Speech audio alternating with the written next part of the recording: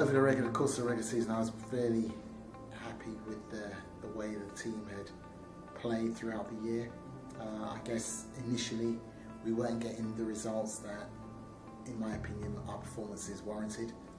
We played some really good football, which I'm always pleased with. We train every day, trying to work on ball possession, ball retention, keeping the ball, shearing the ball, and I felt during the early part of the season we really played a nice brand of football.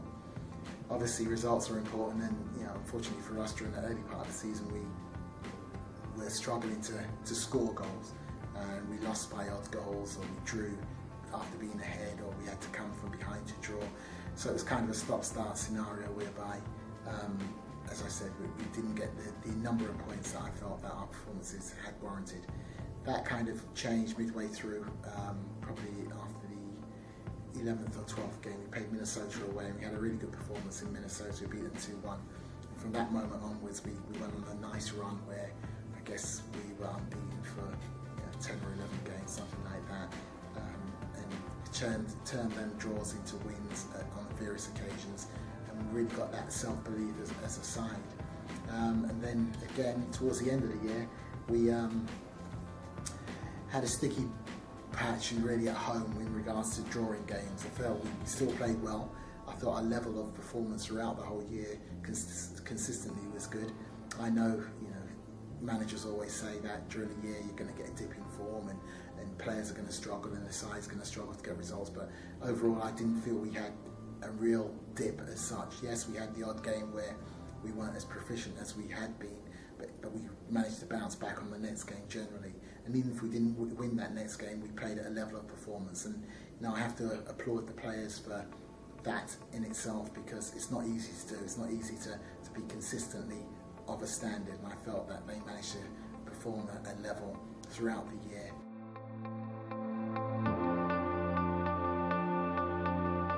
So to Minnesota, we knew from last year we had a similar game against them in the playoffs when they came, and Luke was playing for them at that time and scored a deflected free kick, and as hard as we tried to penetrate their defence, they bunkered in and they kept us at bay, and they put 10 men behind the ball, and we were quite happy to see it out. On that occasion we weren't able to penetrate them in that respect and score.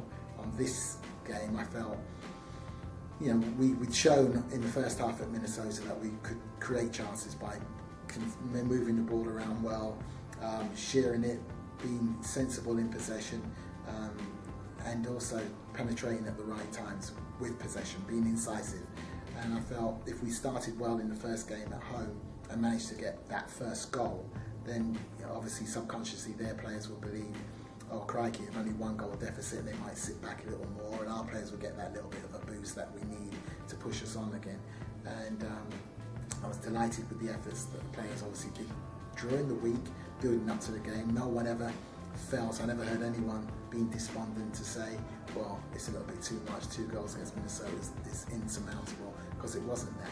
We also used a little bit of their happiness and exuberance after the game.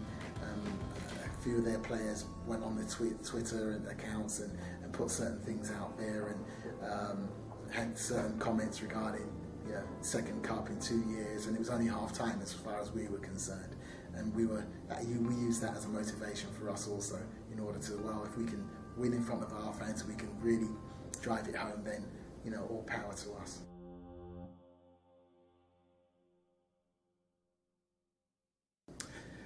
I was just so proud of the players to actually get to that point. During the last 35 minutes, shall we say, we were playing with a man short first and foremost, and then we had used our 3 substitutes, and Carl Court had picked up a calf strain, so throughout the last 30 minutes he was possibly just a passenger trying to play on through something that physically he was unable to do a lot. So I'm grateful for him just to stay up there as a body. So in essence we were playing with 9 men, I'd say fully fit. By that time a lot of players were tired. We only had to see the shape of our side and the makeup. We had 3 offensive thinking players playing centre midfield as Mike Ambersley and Fafa Picol and Luke Mulholland. It's not the most defensive midfield possibly, and we knew that if we could get through that moment, then it would be a great lift for us, a great belief for the players to actually get through that stage of 40 minutes or 30 minutes with 10 men and Carl being incapacitated. So when the penalties came, we know anything can happen in penalties. We had worked on them over the past couple of weeks. From time to time, whenever we had our sessions, we threw in a penalty here and there, and then we done it as a team at the end of the session. So I was hoping that the personnel would be comfortable within themselves to go out there and strike. As things would turn out, a number of our penalty takers who would be considered to be in the first 5 were not on the pitch at the time when the penalties came around. So that again was another curveball. But I have to give credit to Stuart Campbell, and immense amount of credit to Stuart, who's been great as a player and also my assistant, because he'd done his homework from Minnesota's previous penalty shootouts and written down where the opponents, which each individual likes to place his kick or placed it last time. And even beyond that, there's probably 2 or 3 of them. He had 3 for 4 penalties, and they had a common tendency. So this was information that was available to the side. It was information that was available to Jeff, and just to give him a little idea as to where they like to play. And I think Jeff would attribute his saves possibly to that information likewise. And he saw from the penalty kicks, everyone, he went in the right direction, I believe, and managed to get his hand on most of them and kept 3 out, which was great.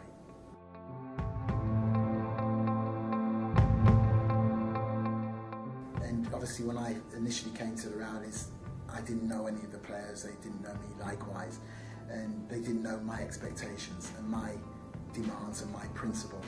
And over the course of this 21 months, I think those who have been here and even those who have gone, they've recognised what my principles are in regards to the game, and how I like the game to be played, and what spirit I like the game to be played, and how I expect us to conduct ourselves at all times. That's during training, outside of the training, and in matches. So my involvement has definitely been a product of what we've seen on the pitch. And I have to give thanks to the players. If you want to be a good coach, the old saying used to be, get good players. And I have good players here.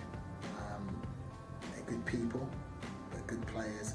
And I think what's really made me pleased is, with my tenure so far, has been, I think we've tried to play football in the manner that it should be played.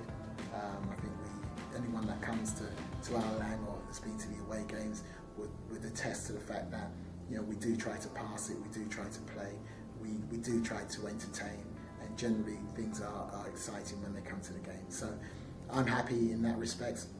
I'm delighted to actually have be part of a group that has won the championship. The personal accolades of Coach of the Year are great, but again, that is testimony to the players and their efforts and putting me in a better light or in a good light for others to see. So I'd like to thank them.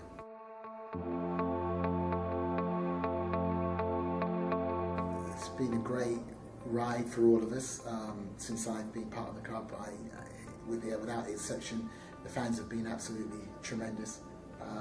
As I said, we've travelled to faraway places, remote places, as Minnesota and others, and I've seen Rowdies fans that have made the journey, whether it coincides with their business or not.